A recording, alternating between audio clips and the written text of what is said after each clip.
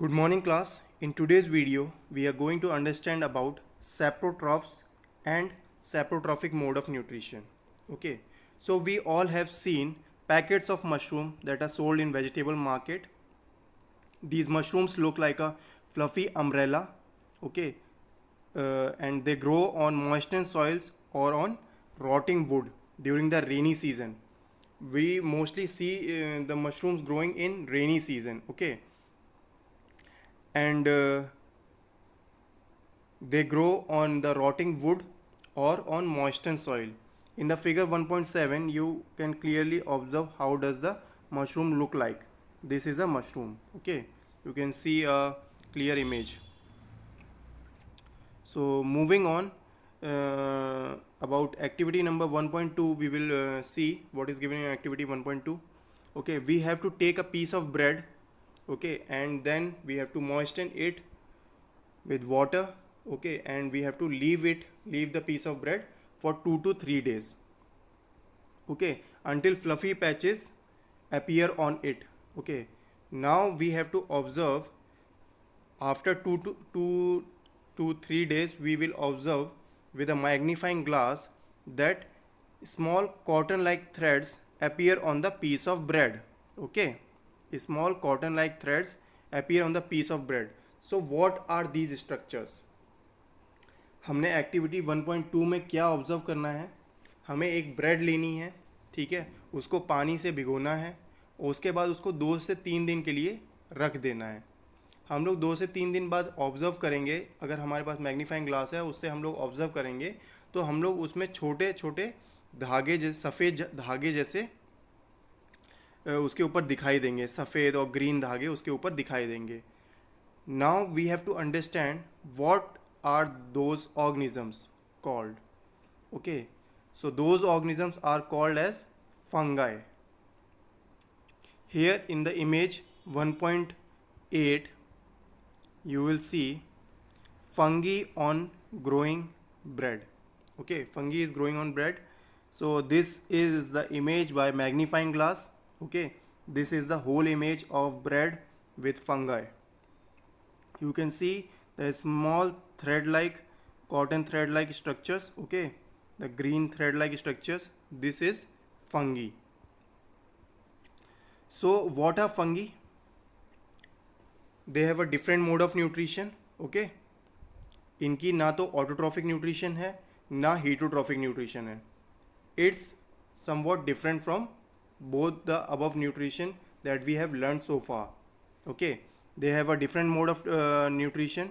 They absorb nutrients from the bread. Okay, this mode of nutrition in which organisms take in nutrients from dead and decaying matter is called as saprotrophic nutrition. Such organisms with saprotrophic mode of nutrition are called saprotrophs. Okay, so what is fungi? Fungi क्या होता है?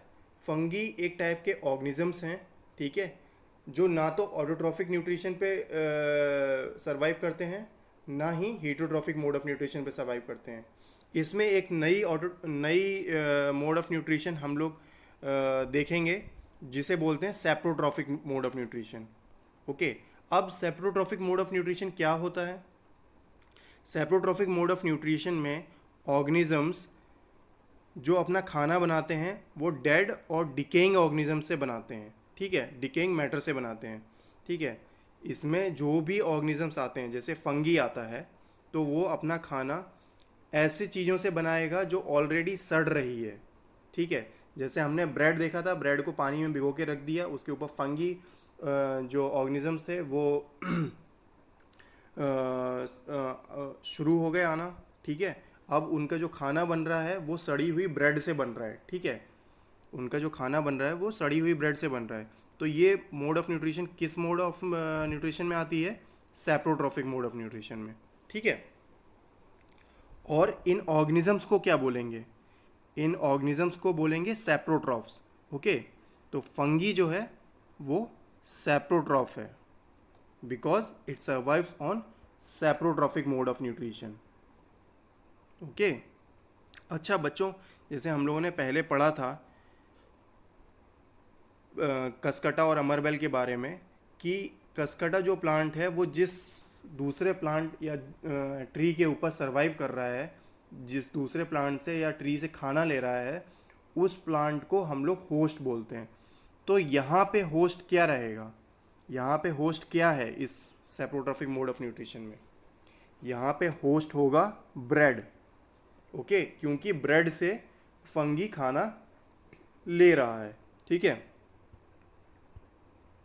And mushroom is also a type of fungi. Okay, mushroom is also a type of fungus.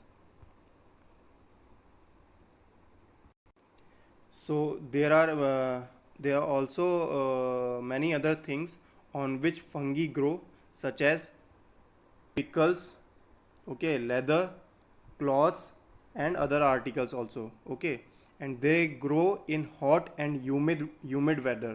Okay, ये mostly गर्म weather में grow करता है और ये रेनी सीजन में मोस्टली ग्रो करता है, ठीक है।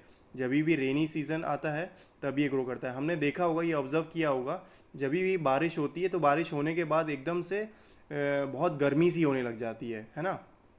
तो उसी टाइम पे ये फंगी ग्रो करता है चीज़ों पे।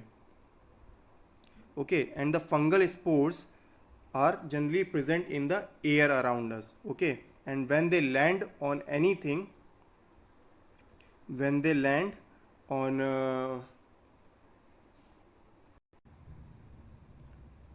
anything like leather, boots, or old furniture or old clothes, they starts growing on it. Okay, the fungus starts growing on it as it requires wet and warm things, and they germinate and grow on the things on which the fungal spores land from the air.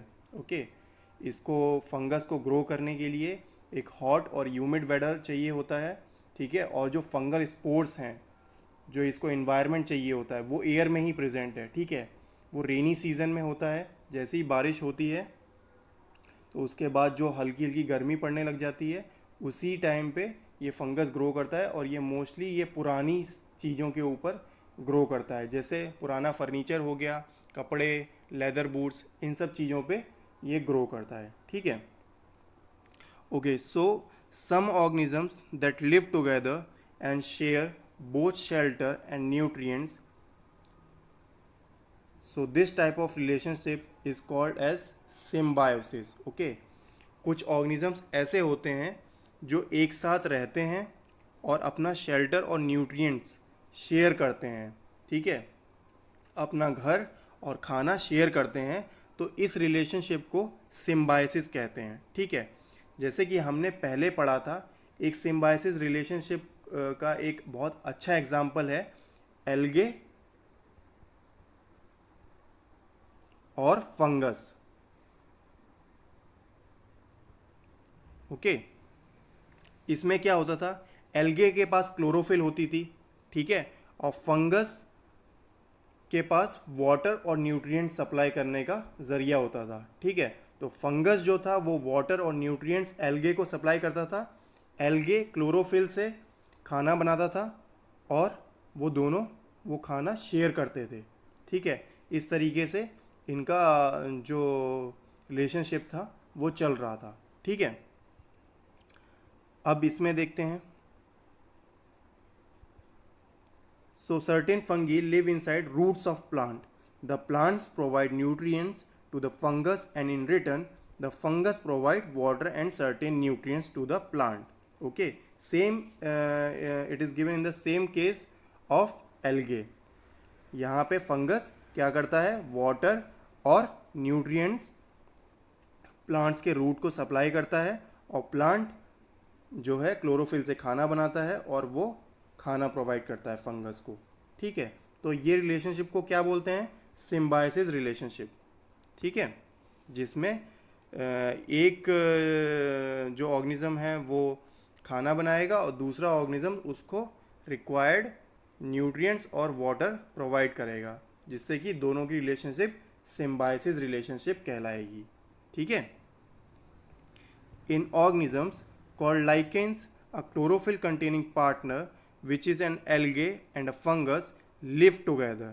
Okay, so lichens एक ऐसे organisms हैं जिसमें chlorophyll होती है, ठीक है। तो lichens खाना खुद बना सकते हैं, उसमें एल्गे भी रहता है और फंगस भी रहता है, और एल्गे और फंगस दोनों सिम्बायोसिस रिलेशनशिप शेयर करते हैं, ठीक है। तो ये दोनों सिम्बायोसिस रिलेशनशिप शेयर करते हैं। तो इसमें एल्गे जो है वो खाना बनाती है, और जो फंगस जो है वो इम्पोर्टेंट फूड न्यूट्रिएंट्स और वाटर एल्गे को सप्लाई करता है। तो इस वे में जो है लाइकेंस ग्रो करते हैं।